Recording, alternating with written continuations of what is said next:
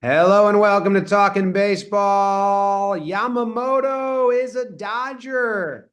The most guaranteed money ever for a starting pitcher goes to a man who's never thrown a major league pitch. Let's talk about it. We have music. Here's my music. Don't feel it. Don't feel it. Exclusive. Exclusive. Hello and welcome to Talking Baseball. Thank you very much for joining us today. If you notice that the microphones aren't great, that's because Jake and I are coming to you from our leaders retreat for John Boy Media during our lunch break. And we're just on a laptop with no microphone. Trev looks and sounds as good as he always does. And Beebs is wearing a nice shirt, says Gone Pissing on it. And he's got a mic. He's at home. But Yamamoto signed. So we got to get an EP done. We got to get our thoughts on record. He goes to the Dodgers. The Mets get scorned. It's a big contract. Trev, I like your shirt. How do you feel about this? Thank you for the compliment. I can take them. Unlike Jake, I said he has nice hair today, and he's like, I don't have nice hair right now. So that's not how you take a compliment. I just sent you About of me with nice hair. I saw it. You do look good in that picture as well. Yamamoto, man, I don't know. I never really had a team that I was like, okay, like he has to go to this team. I think that, if he ended up in New York on one of the New York teams, or he ended up in San Francisco, or he ended up in Toronto or Boston, I would say that's a great move for any of these teams. I like Shohei, I felt like he was going to go to the Dodgers the whole time. Here, really, I didn't have a lean. He ends up with the Dodgers. It really probably makes the most sense if you break it down. I did this on baseball today, but you got the time zone factor. You got the fact that a lot of people have told me the Dodgers are the best run organization in all of baseball. You have the roster that's there.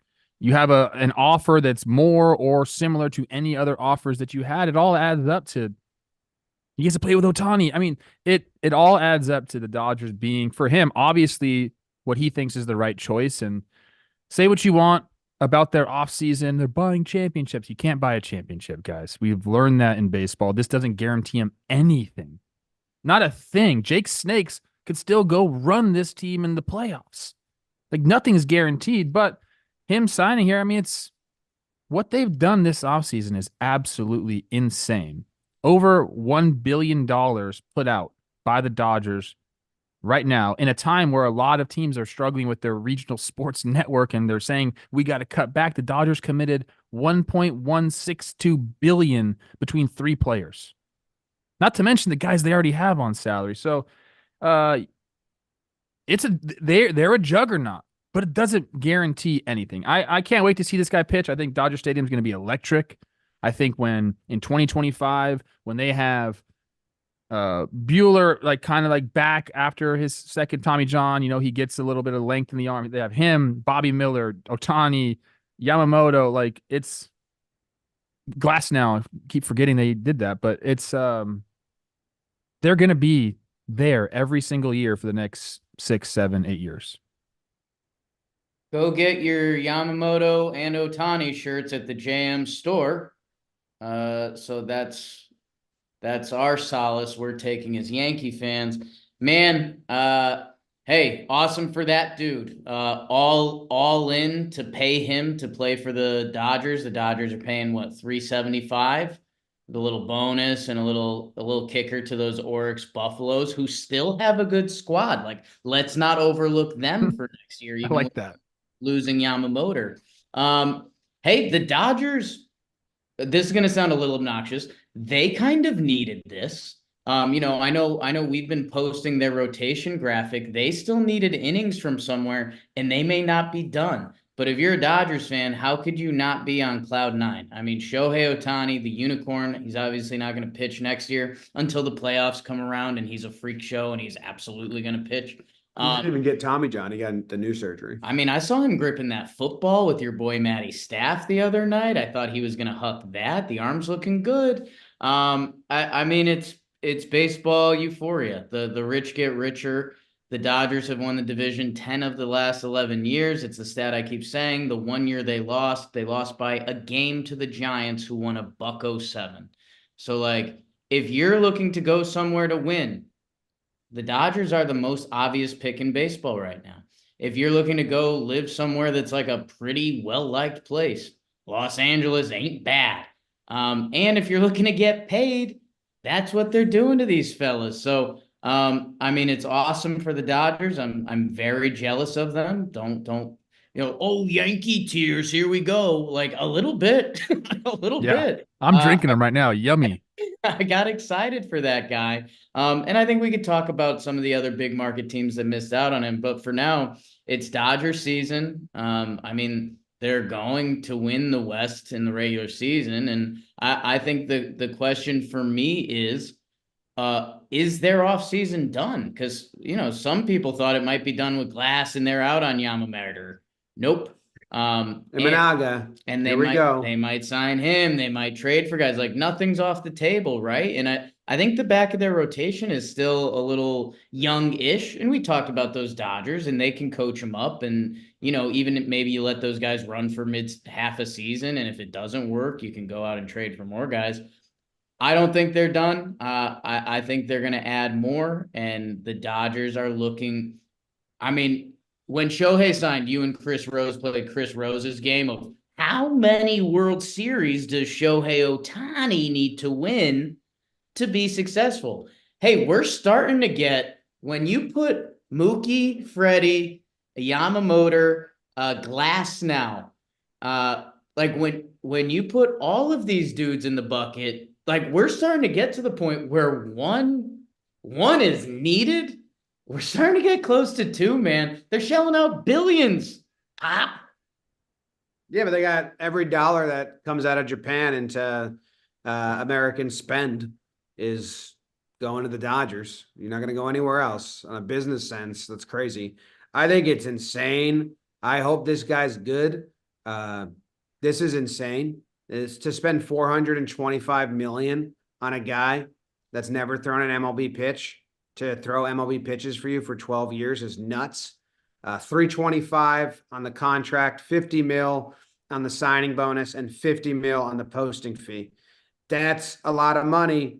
I know scouting has advanced a ton. And they're saying, it's not a mystery as much anymore. So that's great. I think he's going to be good. I don't think they're going to get it this wrong. Not the Dodgers. They're pretty smart about who they go after. But it's nuts. If he's a bust, I think it changes the landscape of signing guys. Or if he's good, does it like heighten it? Like I don't know. Good for the Dodgers. Otani's contract helps them do this. We know the opt-outs. They're after the 6th year and the 12th year. So 6 and 8. So after the 6th year, he's going to be 31. 31. And he had to just like LA. It's $75 more million. The $50 million signing bonus might have done him over. Isn't the $50 million signing bonus though just part of the overall deal? So I don't think he's getting part of that 325. Yeah. He's just getting that up front. But it's part of 325, but it doesn't count to the AAV because they're counting. It does count to the AAV. It's $27 million. They changed. That's what they changed. It's $27 million a year for the AAV. He's getting the 50 up front. He's like, sorry, Shohei, I'll take you out to dinner, bro. But that's continue. Sorry, I just wanted to make sure we did that. Yeah. So I wonder so he just wanted LA then. The Mets gave him the same offer. The Yankees gave him more AAV, less years. If he thinks he's going to go get, more money, or they probably had opt-outs in it as well. So I think he just wanted to be in LA. He gets to hang out with Shohei. Imagine if Otani's like, fuck, I don't like this cat. It's going to be following me everywhere now. The signing bonus, maybe there is something there with because he's receiving that as not an American resident, so there might be less tax stuff there. So maybe most signing bonus is a factor. I have no idea, but I believe the tax thing is part of that. Yeah, I don't know. I think in the end he got. I mean, they reported that the Mets were the first one to offer this deal, and he went to the Dodgers and said, "Can you match it?" I don't know who reported that. I wish I had the name right now, but that was written out there that the Mets offered this, the Dodgers matched it, and he shook their hand. So that stinks for the Mets and Steve Cohen, who thought he was going to go out there and buy the Mets and buy up all the baseball. Didn't work. It didn't work, and their reports throughout the offseason have been Yamamoto, as Jake likes to say, or bust. And that can't be. If you're the Mets and you have an owner like Steve Cohen, you can't say that's it. There's so much more starting pitching available, whether it be Blake Snell or Jordan Montgomery or the guys in the free agent market or the trades. Like, there's a bunch of dudes available via trade. Like, you can't say this guy or bust if you're the Mets. I don't know how like truthful that quote was or the source or whatever. Like, but that, to me, if that happens and the Mets like, we're good, that can't happen, dude. Like, you have a squad there ready to go and there's people available. You have to go do something. So I'm like, I don't think that's the case for the Mets. I do, sucks that they made the offer and he didn't come here. But again, like, the more and more you think about it, it just makes sense, obviously, to him too, that he needed to be in LA. I mean, that's business wise, roster wise, teammate wise. It's I don't. Where are they going to go from here, Jay? You keep saying they're not done. You talking some bullpen dudes? You talking some bench pieces? I mean, they've done a heavy load. They've lifted a heavy load so far. Yeah, let's close the Dodger loop of this. I think they could still add a starting pitcher. I do. I know Emmett Sheehan showed some stuff last year, but he's currently in their rotation. And hey, maybe he's young and gets better. But we talked about Glasnow has only pitched 120 innings once. And he's listed as their 2 right now. So like, I think they're still searching for innings. So it could be smaller free agents. Like, let's not forget this Dodgers team was respected as the team that if they signed a guy, we thought that guy would be nasty. Or Andrew Heaney. Like, look at his time with the Dodgers. So maybe it's just that kind of stuff. You know who it is, Jake. You know who's coming back. Who's coming back? Clayton Kershaw. Yeah, but he's not gonna be ready to pitch. Clayton's already on the team, dog. Clayton's already on the team. He was probably at Yamamoto's meeting. And if you're listening to this, I am saying Yamamoto's silly just to be obnoxious New York sports radio this morning. He is. We never wanted Yamamoto. I will say this, like Jimmy touched upon, as a baseball fan, you should be rooting for him to be good because, oh my God, all that money. I do think it's funny. The 2 comparisons we've heard for this cat, because he's a little undersized, is Pedro, which, okay, hey, yeah, just go be the best pitcher ever. Or Tim Lincecum, which, hey, couple Cy Youngs, the freak, that's awesome. Like, Lemmy Jimmy did fall off a cliff at one point because his body did get worn out. He had a wild delivery and all of that, but he's kind of got a wild delivery. Not like Timmy's. It's like a Tim Lincecum's 5'11", guys. I looked this up. I thought he was a short king too. I don't think 5'11", and I know that means 5'10". Is 5'10" a short king now? Well, in baseball, under pitchers, under 6 foot starting pitchers. Okay. Really don't have long careers. Now, everyone's right now commenting and thinking of the outliers. You can't really do that. There's a reason, Trev, you say average white righty, and you're talking about a 6'2" to 6'4" guy. No, I don't think 6'4" is average white righty anymore for me. I think that's 6 to 6'2". I would go with that, but most pitchers are pretty tall. Easy delivery, right over the top. When these pitchers come to the office, it's out of control. I think the Dodger loop on this is closed, and I think, Trev, what you're talking about, and I don't want to make this Yankees because it's Mets, it's Cubs, it's Toronto, it's Phillies. Giants. Although they're Giants, my goodness, that might be its own podcast one day because that was the first report. Hey, whatever you want to do, no, we're out. So that's San Francisco's got a whole nother thing going on right now. Phillies are interesting because they came out kind of early after they signed Nola, and they were like, yeah, we're going to be in on Yamamoto, but if he's not in, we're probably good, which I think that's funny because that's kind of contrary to the Mets and Yankees, where if you're the Mets and Yankees, Mets clearly have they have more of a thought out plan right now. They traded at last deadline, and Yamamoto wasn't just a 1 year set it and forget it. They were lining him up for a decade. Same with the Yankees. Now, the Yankees just traded for Juan Soto, who, yeah, Yankee fans are like, sure, we're going to lock him up and whatever. Well, you better now, and he's going to hit free agency and talk about a scary offseason for the Yanks next year when those big numbers start rolling around. But B, the Yankees still have to make a lot of moves because right now their 5th guy in their rotation currently would not have made an MLB start and isn't like a top 10 prospect in the org. So the Yankees, look for them to start making a lot of moves. And is that via trade? Is that via those free agents you mentioned? Or, I know Jimmy was discussing this a little bit the other day. Are we going to see another run on kind of the middle tier of free agents? Because teams still are having some reservations about Snell and what that looks like the next couple of years. Monty feels like a guy that hit free agency at the perfect time, which I think is scaring away some teams. And the Yankees would have to kind of gulp up the fact that they might have made a mistake on a player, which that's not their strength. So we got those two teams. How are they going to go? And then like the Chicago Cubs, who are supposed to be massive players this free agency. The Giants, who keep trying, but nothing happens. Like, I'm hoping this breaks the wall, right? Because we waited for Otani. We waited for Yamamoto. Hopefully this sends the hot stove into a little Christmas frenzy. But I'm still a little worried we're in like nervous waters, because it's almost like who is the next guy up? Is it paying Blake Snell a ton of money for 6 years? Or is it trading everything you got for Dylan Cease? It's probably the second, right? That's what I think is going to happen. What if right now one of these teams that offered Yamamoto money says, "Oh, we're going to pay 300 mil over the next 10 years for one pitcher. Let's go find two pitchers that equal that and get Snell." 100%. I might not equal that, Snell and someone. Get Snell and Matt Chapman might be cheaper than Yamamoto. Yeah, and I also think like this still doesn't affect the Snell and Monty contracts. I don't know. It just feels like such a weird outlier where we had owners chasing each other up the fucking pole again.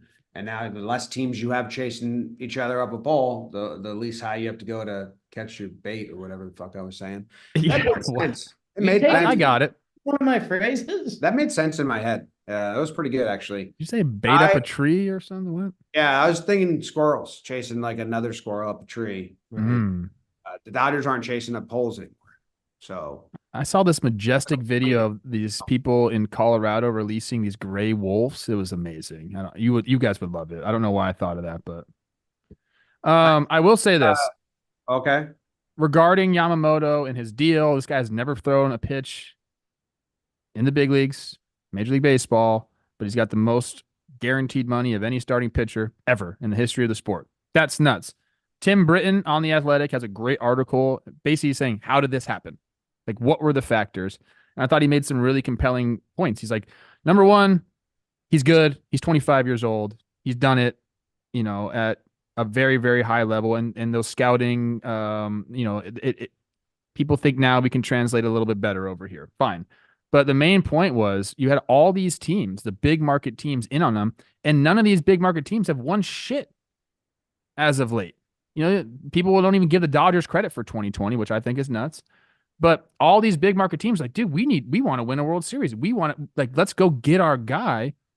And when you have that in your age, and think about, like, there'll never be a starting pitcher that has won 2 Cy Youngs and is 25 years old in free agency, because it doesn't happen that way, dude. Nobody gets to the big leagues at 19 and dominates. And if they do, they get shoved these deals in front of them as a young kid and they take them, like a Ronald Acuna.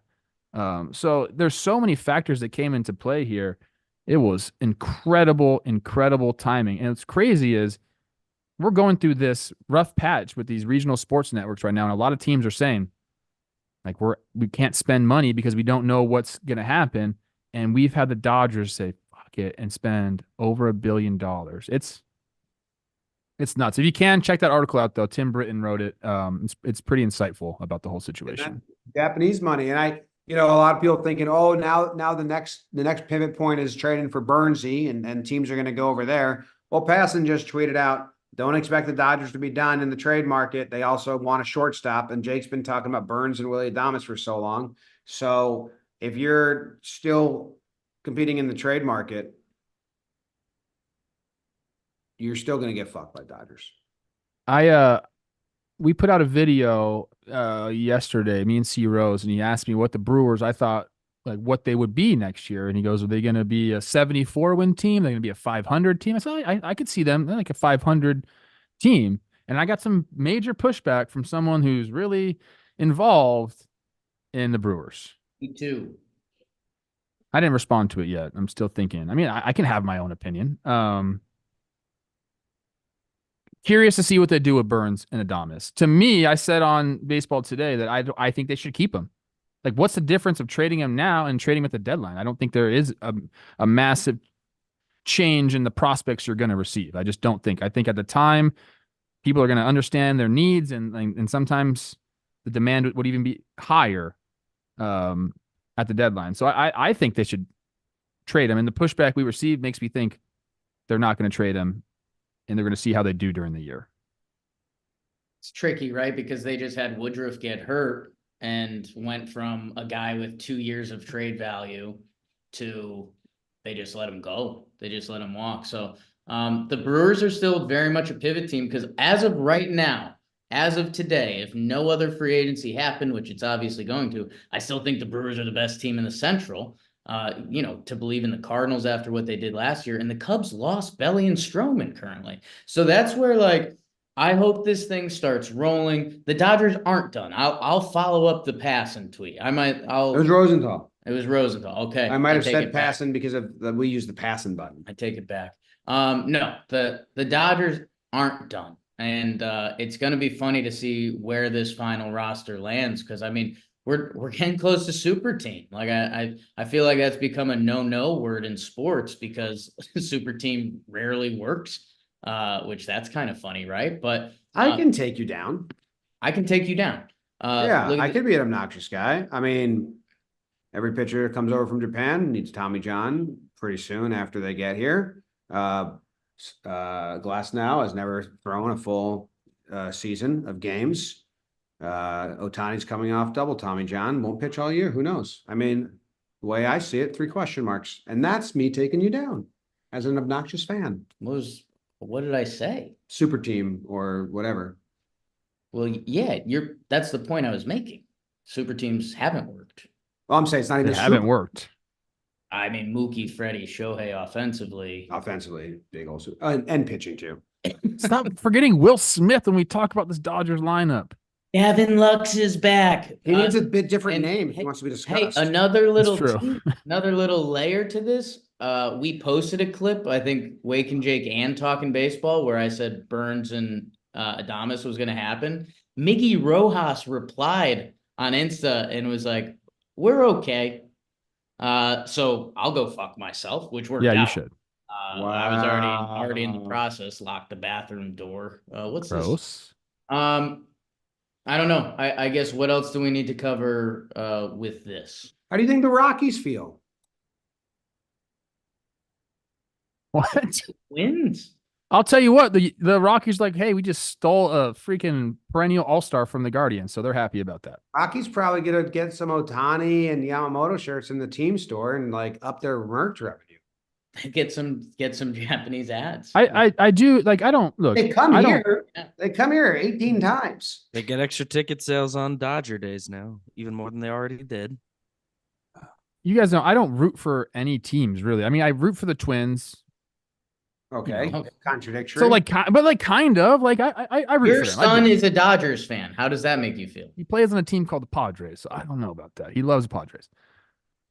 He likes players. Okay, that's the way I am. I'm just curious. I'm being serious. I can't really put myself in a Rockies fan's shoes, or I can't put myself in a Pittsburgh Pirates shoes. I like, what does that feel like when you do see these teams Bad. going out and assembling? It's got to make you feel like, dang, like what are we? How can we keep up? But I think, we've kind of tried to drive it home a little bit on this episode. It doesn't matter.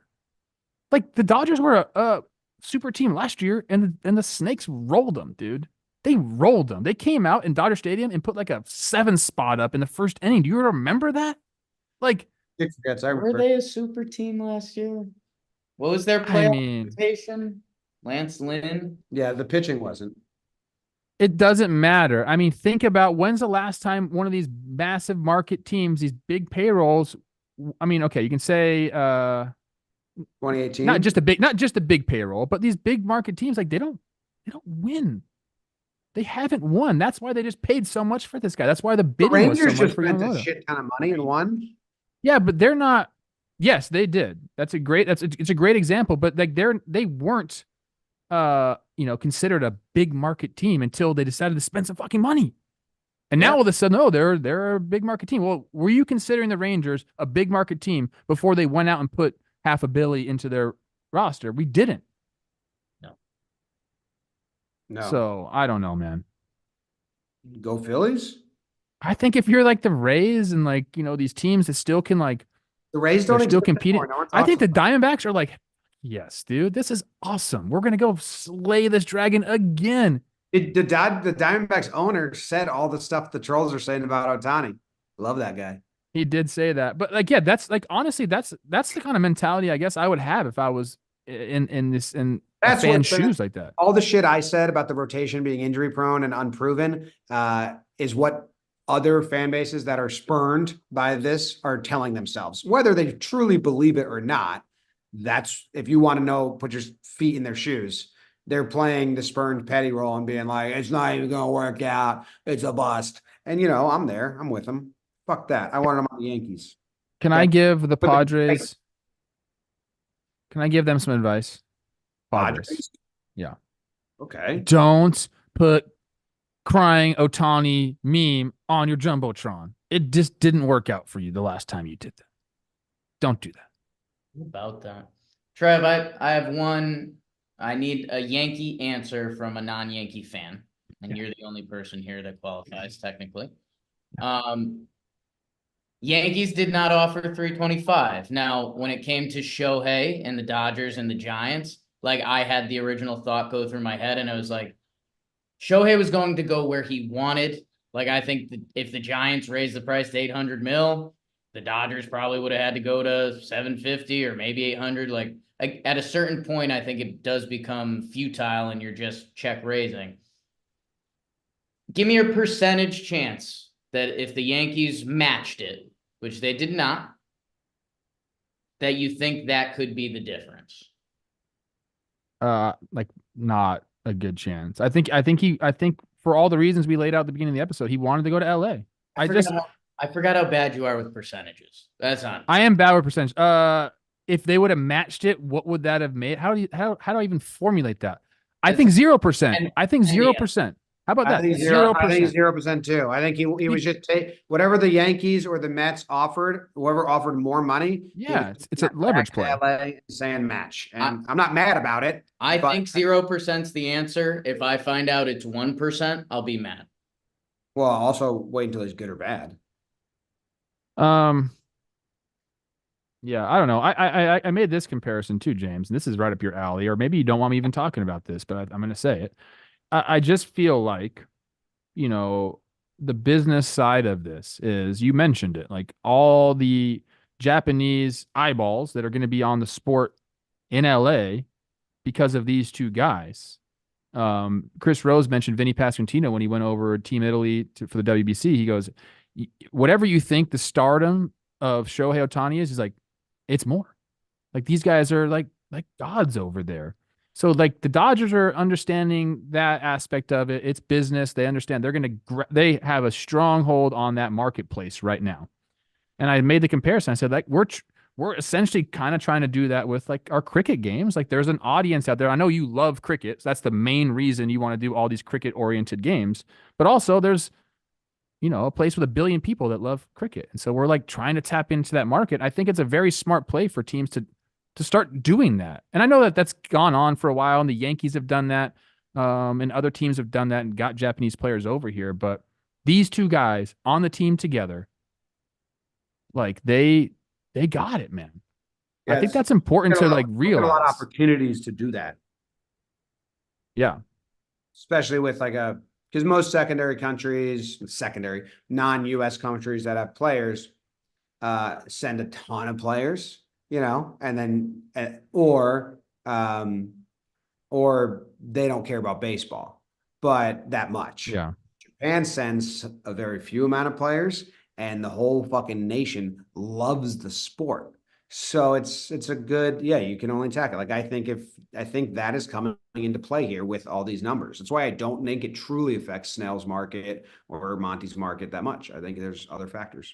I think it's 90%. There's business numbers that go into it and they will do well there. There's also 10%, and I am stealing this from brother Jeff Passan. he said, like, think this is before Yamamoto signed. He said, think about if you're a young kid growing up in Japan. You're a Dodgers fan. You want to play for the Dodgers. Like, are we in this golden generation of Japanese baseball players? Or is there just going to be wave after wave after wave? And guess where they're going to want to play? The beautiful place where all the legacy star Japanese players played. So, yeah, the snaps for the Dodgers. Not jealous at all. Yeah, not jealous. Not jealous. Not this couch. I'm not jealous. We've wanted That's a crazy contract. we've wanted Snell and Belly from the start. No, but I would like a Burns trade, or I would like Monty back and then some other starters, or Cease trade. But that's a nuts contract. It better work out. 12 years is crazy. 12 years is pretty crazy. Yeah. And Rosenthal pointed out that it is backloaded in a sense, so he would be walking away from higher AAV if he does opt out. No, I'm curious. No deferrals. No deferrals. Yeah. I gotta imagine, since it's 27 AAV on average the first 6 years, I bet you are going to be like 20. Yeah, 23, 25. Yeah, something like that. All right. And the 50 mil off the top helps out with allowing the AAV to be smaller, or whatever, the average to be smaller in those first couple years. We got to go eat. I'm starving. Thanks for tuning in, everybody. Appreciate you. If you haven't subscribed to the YouTube channel or the podcast app, wherever you're listening, that helps us a bunch, and we appreciate it. Oh, Dodgers. Jake sucks.